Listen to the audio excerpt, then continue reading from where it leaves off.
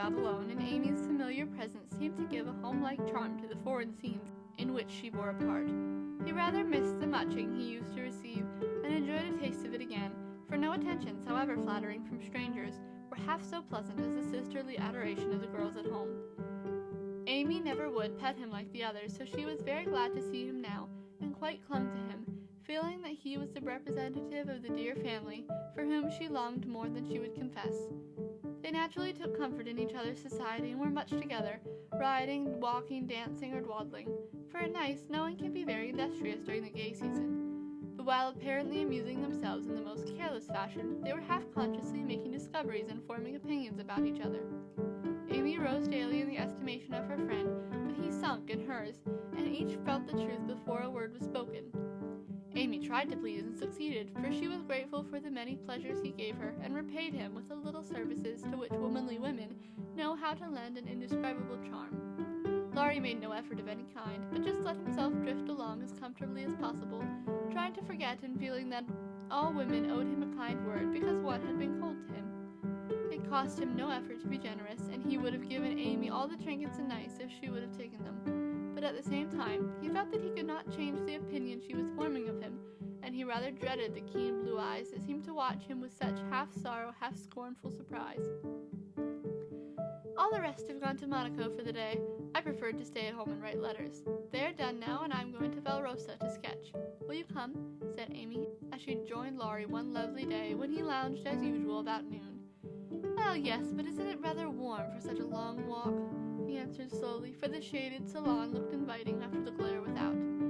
I'm going to have the little carriage, and Baptiste can drive, so you'll have nothing to do but hold your umbrella and keep your gloves nice, returned Amy with a sarcastic glance at the immaculate kids, which were a weak point with Laurie. Then I'll go with pleasure, and he put out his arm for her sketchbook, but she tucked it under her arm with a sharp, don't trouble yourself, it's no exertion to me, but you don't look equal to it. Laurie lifted his eyebrows and followed at a leisurely pace as she ran downstairs, but when they got into the carriage, he took the reins himself, and left little Baptiste with nothing to do but fold his arms and fall asleep on his perch. The two never quarreled. Amy was too well-bred, and just now Laurie was too lazy. So in a minute he peeped under her hat brim with an inquiring air. She answered with a smile, and they went on together in the most amicable manner. It was a lovely drive along winding roads, rich in the picturesque scenes that delight beauty-loving eyes.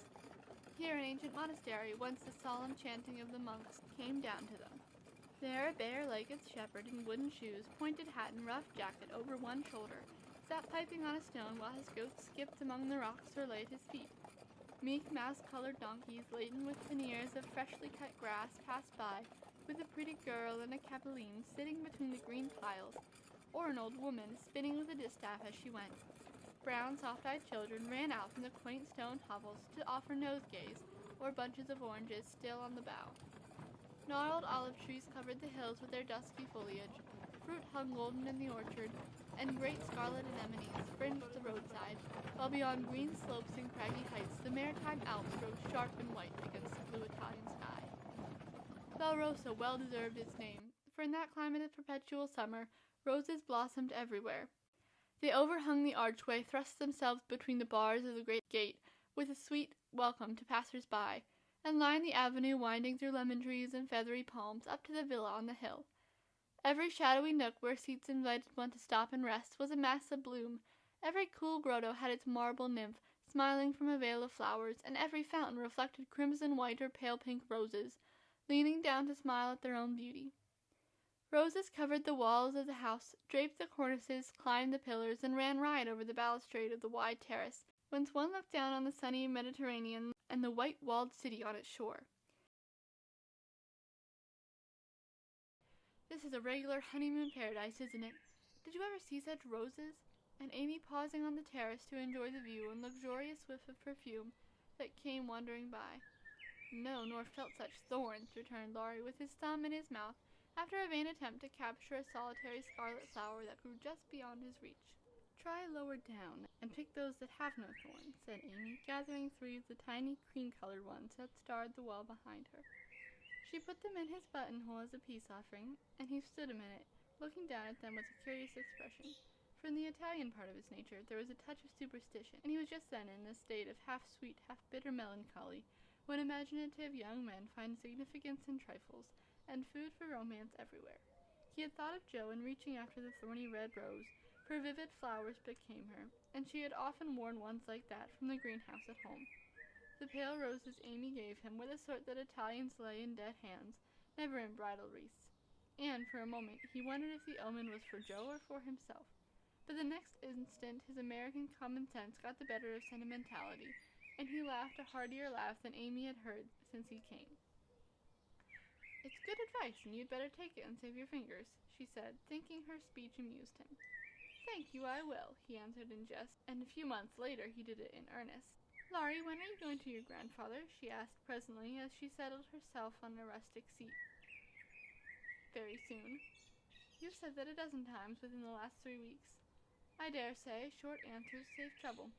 He expects you, and you really ought to go. Hospitable creature, I know it. Then why don't you do it?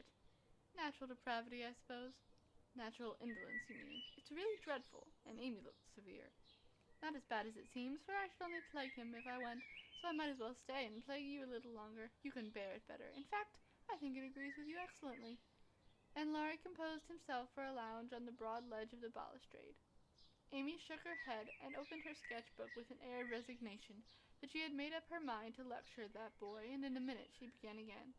"What are you doing just now? Watching lizards?" No, I mean, what do you intend and wish to do?" "Smoke a cigarette, if you'll allow me." "How provoking you are! I don't approve of cigars, and I will only allow it on condition that you let me put you into my sketch. I need a figure." "With all the pleasure in life. How will you have me, full length or 3/4, or my head or my heels?" "I could respectfully suggest the recumbent posture, then put yourself in also, and call it dos fa niente. Stay as you are and go to sleep if you like. I intend to work hard," said Amy in her most energetic tone. "What delightful enthusiasm!" and he leaned against a tall urn with an air of entire satisfaction. "What would Jo say if she saw you now?" asked Amy impatiently, hoping to stir him up by the mention of her still more energetic sister's name. "As usual. Go away, Teddy, I'm busy." He laughed as he spoke, but the laugh was not natural, and a shade passed over his face, for the utterance of the familiar name touched the wound that was not healed yet. Both tone and shadow struck Amy, for she had seen and heard them before, and now she looked up in time to catch a new expression on Laurie's face, a hard, bitter look, full of pain, dissatisfaction, and regret. It was gone before she could study it, and the listless expression back again. She watched him for a moment with artistic pleasure, thinking how like an Italian he looked as he lay basking in the sun with uncovered head and eyes full of southern dreaminess, for he seemed to have forgotten her and fallen into a reverie. "You look like the effigy of a young knight asleep on his tomb," she said, carefully tracing the well-cut profile defined against the dark stone. "Wish I was." "That's a foolish wish, unless you have spoilt your life. You are so changed, I sometimes think—" There Amy stopped, with a half-timid, half-wistful look, more significant than her unfinished speech. Laurie saw and understood the affectionate anxiety which she hesitated to express, and looking straight into her eyes, said, just as he used to say it to her mother, "It's all right, ma'am." That satisfied her, and set at rest the doubts that had begun to worry her lately. It also touched her, and she showed that it did, by the cordial tone in which she said, "I'm glad of that. I didn't think you'd been a very bad boy, but I fancied you might have wasted money at the wicked Baden-Baden, lost your heart to some charming Frenchwoman with a husband, or got into some of the scrapes that young men seem to consider a necessary part of a foreign tour. Don't stay out there in the sun. Come and lie on the grass here, and let us be friendly, as Jo used to say when we got into the sofa corner and told secrets." Laurie obediently threw himself down on the turf, and began to amuse himself by sticking daisies into the ribbons of Amy's hat that lay there. "I'm all ready for the secrets," and he glanced up with a decided expression of interest in his eyes. "I've none to tell. You may begin." "Haven't one to bless myself with. I thought perhaps you'd had some news from home." "You have heard all that has come lately. Don't you hear often? I fancied Jo would send you volumes." "She's very busy. I'm roving about so it's impossible to be regular, you know. When do you begin your great work of art, Raffaella?" he asked, changing the subject abruptly after another pause, in which he had begun wondering if Amy knew his secret, and wanted to talk about it. "Never," she answered with a despondent but decided air. Rome took all the vanity out of me, for after seeing the wonders there, I felt too insignificant to live, and gave up all my foolish hopes in despair. Why should you, with so much energy and talent? That's just why, because talent isn't genius, and no amount of energy can make it so. I want to be great or nothing. I won't be a commonplace dauber, so I don't intend to try any more. And what are you going to do with yourself now, if I may ask? Polish up my other talents and be an ornament to society, if I get the chance. It was a characteristic speech and sounded daring, but audacity becomes young people, and Amy's ambition had a good foundation. Laurie smiled, but he liked the spirit with which she took up a new purpose, when a long-cherished one died and spent no time lamenting.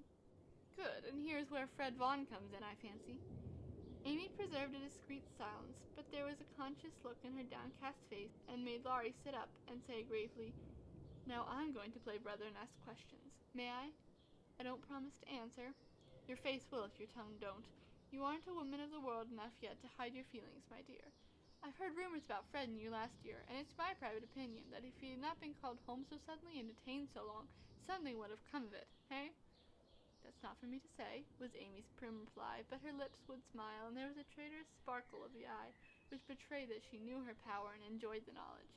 "You are not engaged, I hope?" And Laura looked very elder brotherly and grave all of a sudden. "No. But you will be if he comes back and goes properly down upon his knees, won't you?" "Very likely."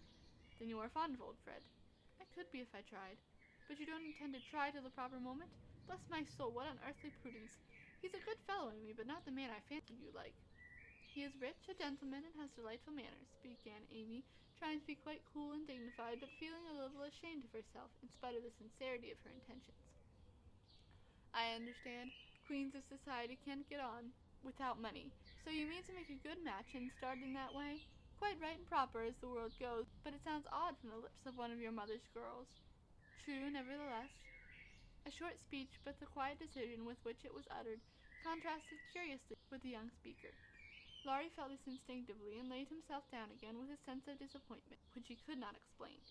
His look and silence, as well as a certain inward self-disapproval, ruffled Amy, and made her resolve to deliver her lecture without delay. "I wish you'd do me the favor to rouse yourself a little," she said sharply. "Do it for me, there's a dear girl." "I could if I tried." And she looked as if she would like doing it in the most summary style. "Try then, I give you leave," returned Laurie, who enjoyed having someone to tease after his long abstinence from his favorite pastime. "You'd be angry in 5 minutes." "I'm never angry with you. It takes 2 flints to make a fire. You are as cool and soft as snow." "I don't know what I can do. Snow produces a glow and a tingle if applied rightly. Your indifference is half affectation, and a good stirring up would prove it."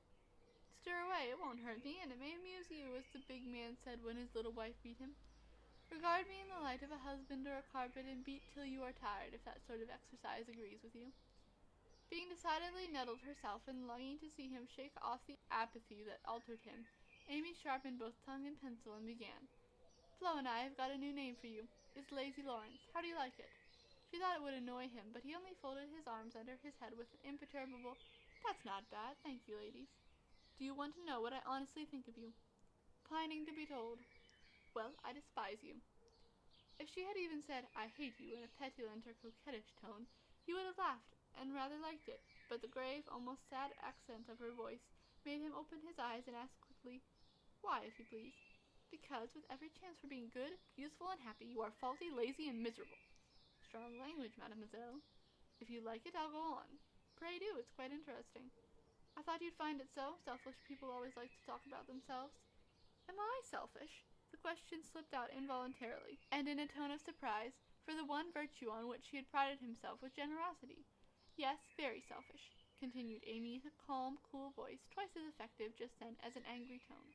"I'll show you how, for I've studied you while we have been frolicking, and I'm not at all satisfied with you. Here you have been abroad nearly 6 months, and done nothing but waste time and money and disappoint your friends. Isn't a fellow to have any pleasure after a 4 years' grind? You don't look as if you'd had much.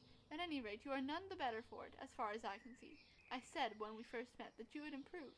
Now I take it all back, for I don't think you half so nice as when I left you at home. You've grown abominably lazy, you like gossip, and waste time on frivolous things. You are contented to be petted and admired by silly people, instead of being loved and respected by wise ones. With money, talent, position, health, and beauty, you like that old vanity, but it's the truth, so I can't help saying it.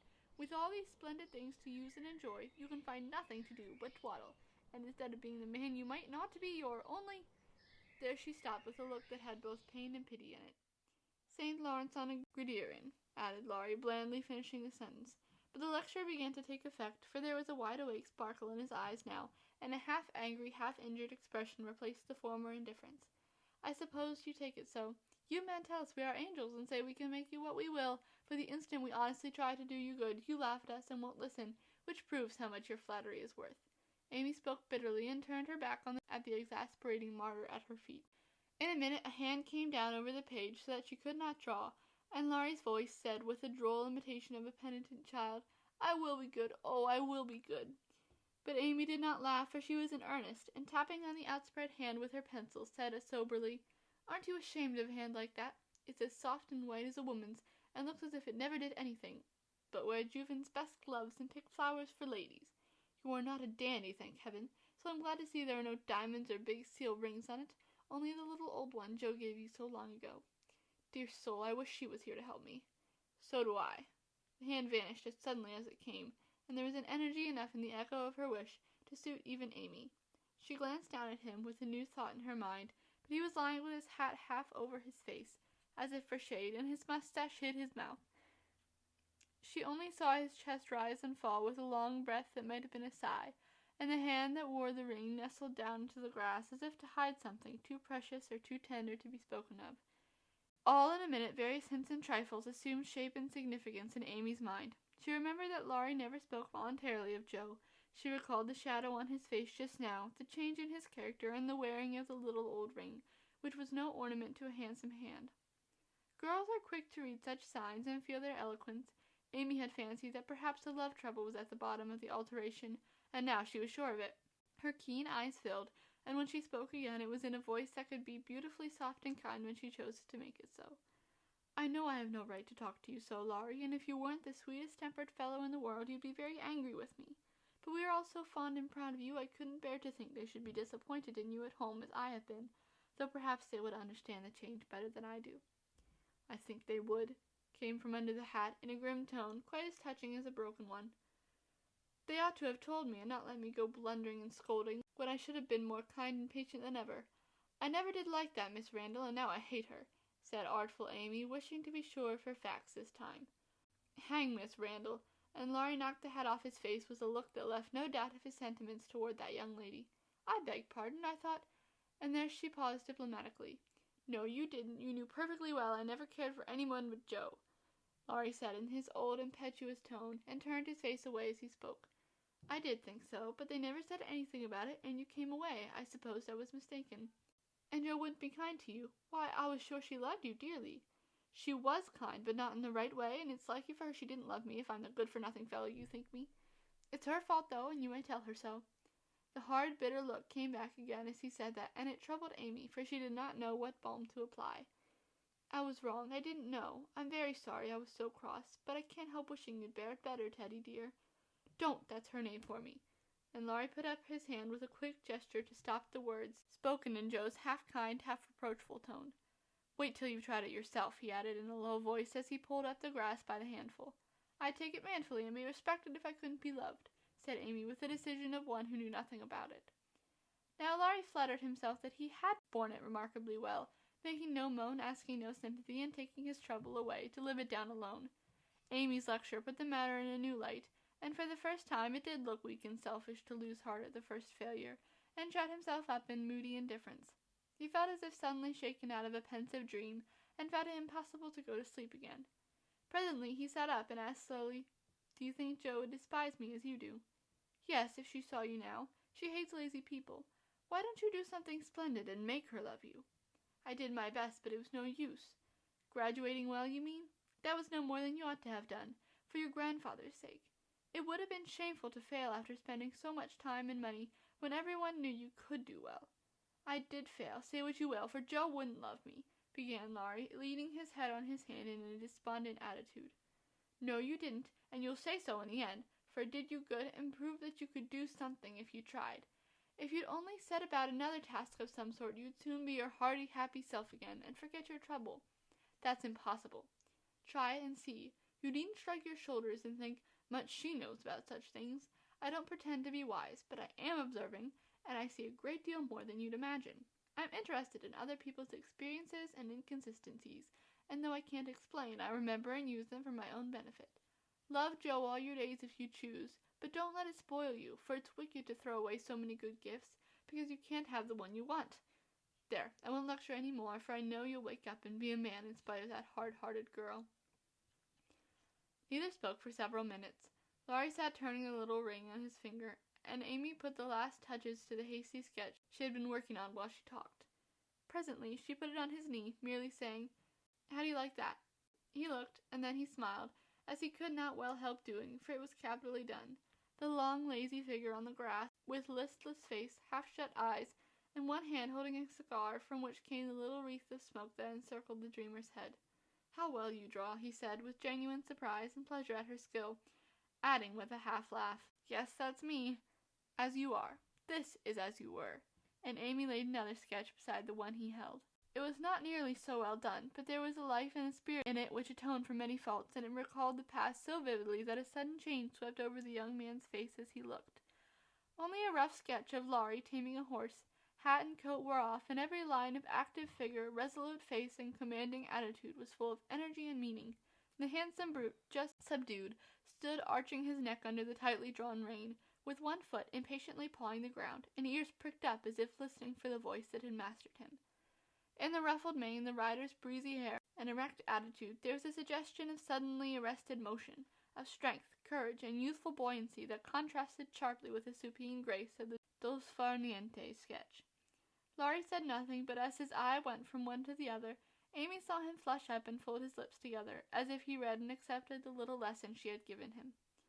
That satisfied her, and without waiting for him to speak, she said in her sprightly way, "Don't you remember the day you played Rarey with Puck, and we all looked on?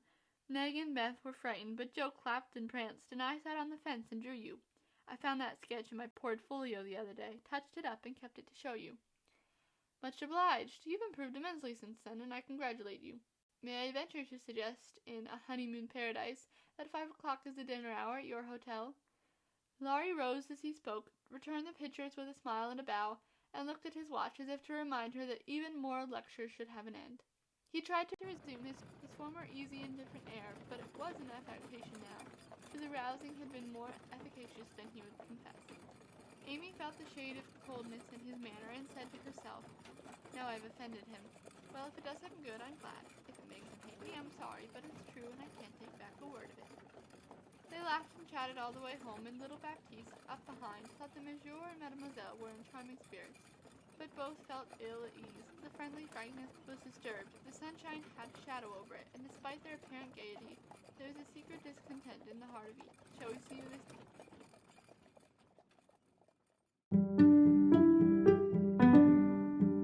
To resume his former easy and indifferent air, but it was an affectation now, for the rousing had been more efficacious than he would confess.